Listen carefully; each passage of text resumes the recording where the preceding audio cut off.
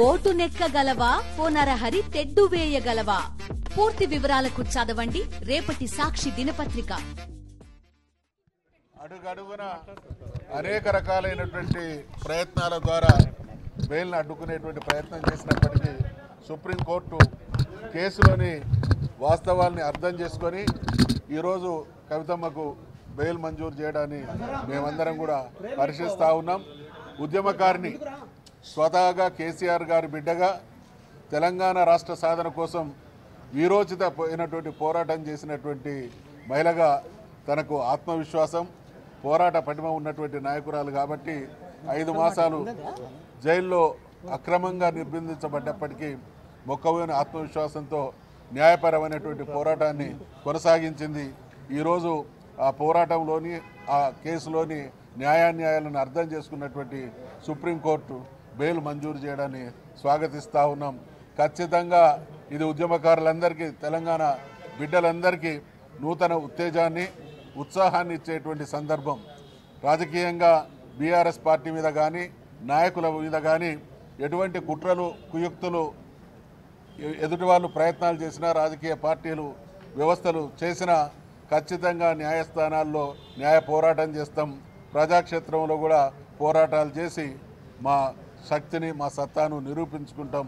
నిఖార్సైనటువంటి ఉద్యమకారులుగా మరి కవితమ్మ ఏ రకంగానైతే కడిగిన ముత్యంలాగా బయటికి వస్తుందో రేపటి ఈ తరం ఉద్యమకారులందరూ కూడా ఈ స్ఫూర్తితోనే మేము ముందుకు సాగుతామనేటువంటి విషయాన్ని తెలియజేస్తాం.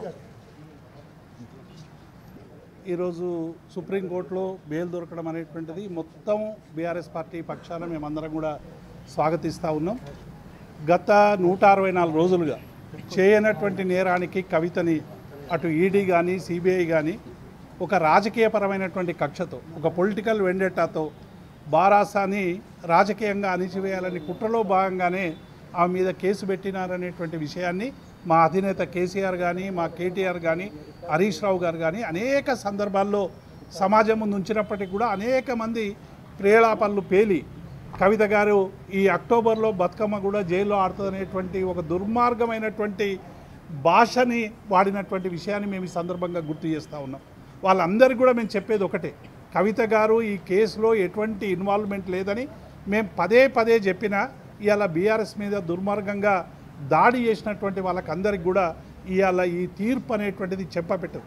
సేమ్ ఇవాళ బెయిల్ ఎట్లొచ్చిందో రేపు ఫైనల్ జడ్జిమెంట్ కూడా అందులో భాగంగానే వస్తుంది. కవిత గారు అనేక సందర్భాల్లో చెప్పారు, నాకున్నటువంటి విషయాలన్నీ కూడా బహిర్గతం చేసిన సెల్ ఫోన్ దగ్గర నుంచి ఆమె అనేక విషయాలు కూడా ఒక ధీర వనితలాగా మా పార్టీకి సంబంధించినటువంటి ఒక అగ్రనేత ధీర వనితలాగా ఇవాళ 164 రోజులు జైల్లో ఉండడం అనేటువంటిది ఇది నిజంగా మా అందరికి కూడా ఒక బాధ కలిగించేటువంటి అంశమైనప్పటికీ కూడా ఇవాళ మా మీద బురద జల్లేటువంటి ప్రయత్నం చేసినటువంటి పార్టీలకు అన్నీ కూడా పెట్టే విధంగా ఆమె ఎదుర్కొని ఇవాళ ఒక కడిగిన ముత్యంలా మళ్ళీ రావడం అనేటువంటిది మేమందరం కూడా స్వాగతిస్తూ ఉన్నాం. ముఖ్యంగా ఉద్యమకారులకు అందరికీ కూడా, ఎందుకంటే కవిత గారు తెలంగాణ ఉద్యమం నుండి కూడా తెలంగాణ జాగృతి సంస్థను స్థాపించి అట్లాగే భారత జాగృతి సంస్థను కూడా పెట్టి తెలంగాణ కళల్ని తెలంగాణ అస్తిత్వాన్ని తెలంగాణకు సంబంధించినటువంటి మరి అనేక విషయాల్ని ప్రపంచం ముందు పెట్టి బతుకమ్మ పండుగని ఒక ప్రపంచవ్యాప్తంగా చేసినటువంటి ఒక ధీర వనిత కవిత. బతుకమ్మతో పాటు మరి అనేక బరిగీసి నిలిచినటువంటి మహిళలందరినీ కూడా ఆమె తీసుకురావడం ఇవాళ జాగృతికి సంబంధించిన వాళ్ళమైనా అట్లాగే పార్టీ వాళ్ళమైనా అందరం కూడా దీన్ని స్వాగతిస్తూ ఉన్నాం. డెఫినెట్గా ఇది న్యాయపరంగా మేము సాధించినటువంటి విజయం. ఇల్లీగల్గా ఇవాళ కవితని వాళ్ళు 164 రోజులు వేధించినప్పటికి కూడా లీగల్గా ఈరోజు మేము బయటకు రావడం అనేటువంటిది మా పార్టీ అంతా కూడా స్వాగతిస్తుంది అనేటువంటి విషయాన్ని మేము స్పష్టం చేస్తా ఉన్నాం.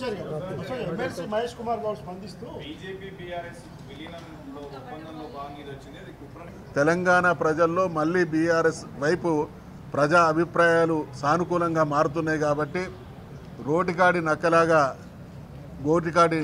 నక్కలాగా పవర్ కోసం వేచి చూస్తున్నటువంటి భారతీయ జనతా పార్టీ అదే రకంగా ఇచ్చిన హామీలు నిలబెట్టుకోలేక ప్రజాక్షేత్రంలో ఎదురైతున్నటువంటి వ్యతిరేకతను తట్టుకోలేక విషయాన్ని తప్పుదారి పట్టించడం ద్వారా పక్కదారి పట్టించడం ద్వారా రాజకీయ పబ్బం గడుపుకోవాలనుకునేటువంటి పార్టీలకు బీఆర్ఎస్ పార్టీ పేరు వింటేనే వాళ్ళకు ఒక రకమైనటువంటి గందరగోళ భయానకమైనటువంటి పరిస్థితులు ఉన్నాయి కాబట్టి దీన్ని మనం ఖచ్చితంగా ఈ రెండు పార్టీలు కూడా బీఆర్ఎస్ పార్టీ ఉంటే పుట్టగతులు ఉండవనేటువంటి భయంతో ఆందోళనతో మాట్లాడుతున్నటువంటి మాటలు.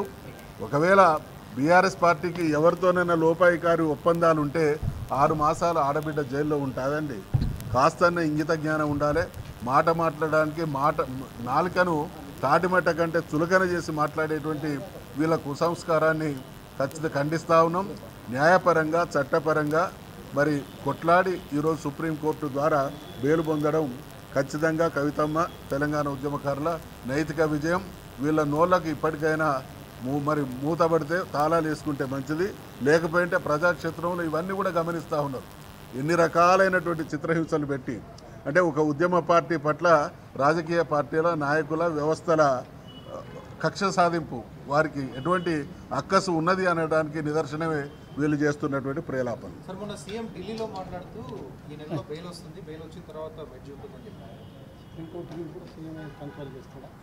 ఆయన అంటే ముఖ్యమంత్రి గారి విషయంలో మేము మాట్లాడేప్పుడు మా స్థాయిని కూడా దృష్టిలో పెట్టుకొని మాట్లాడాలి.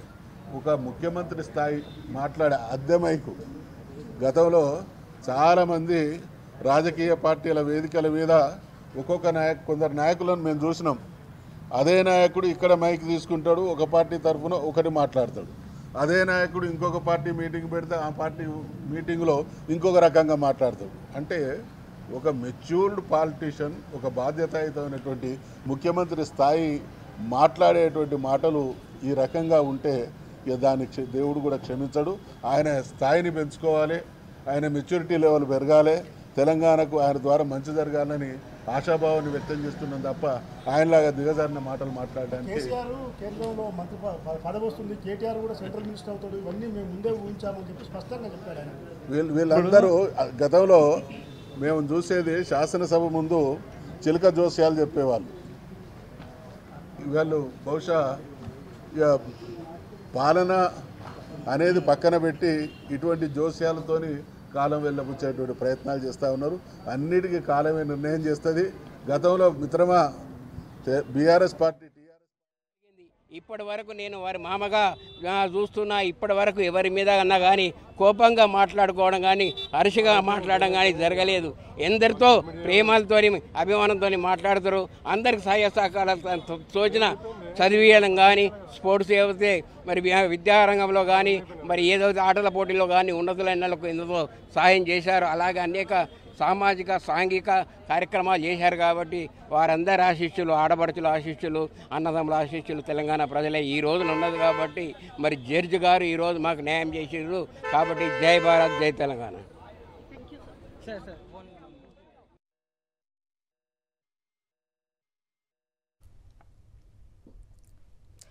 ఢిల్లీ లిక్కర్ కేసులో ఎమ్మెల్సీ కవితకు భారీ ఊరట దక్కింది. ఆమెకు బెయిల్ మంజూరు చేసింది సుప్రీంకోర్టు. ఈడీ, సిబిఐ కేసుల్లో బెయిల్ ఇచ్చింది సుప్రీం ధర్మాసనం. దీంతో 153 రోజుల తర్వాత జైలు నుంచి బయటకు రానున్నారు కవిత. బెయిల్ పిటిషన్పై సుప్రీంకోర్టులో వాడి వేడి వాదనలు జరిగాయి. కవితకు బెయిల్ ఇవ్వొద్దని బలంగా వాదనలు వినిపించారు ఈడీ, సిబిఐ తరపు న్యాయవాదులు. లిక్కర్ కేసుకు సంబంధించి ఆర్థిక లావాదేవీల్లో ఆమెకు కీలక పాత్ర ఉందని, ఆధారాలు ధ్వంసం చేశారని వాదించారు. అటు కవిత తరపున ప్రముఖ న్యాయవాది ముకుల్ రోహిత్గి ధీటుగా వాదనలు వినిపించారు. సిసోడియాకు ఇచ్చినట్టే కవితకు బెయిల్ ఇవ్వాలని కోరారు.